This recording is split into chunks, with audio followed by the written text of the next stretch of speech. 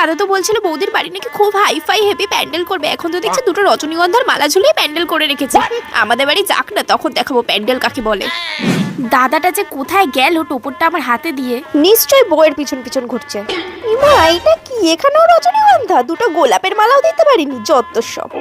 তাহলে এই মেয়ে ফাইনালি এত কিছুর পরেও আমার দাদাকে বিয়েটা করেই নিল। মুখে যতই আমার হাসি থাকুক, বৌদি তুমি একবার শুধু আমাদের বাড়িতে যাও, তারপর আমি আর মা মিলে তোমাকে কিভাবে জব্দ করি সেটাও দেখাবো।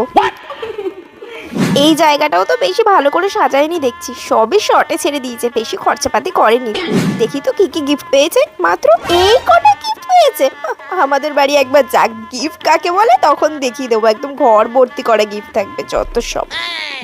শোন না, তো দাদার বিয়ে স্টার্টারগুলো না একটাও ভালো হয়নি, ধুর কেমন জানি খেতে। আমি তো এই জন্য খাইনি, মুখেই তো দেওয়া যাচ্ছে না, সব কম খরচায় ছেড়েছে বুঝলি তো।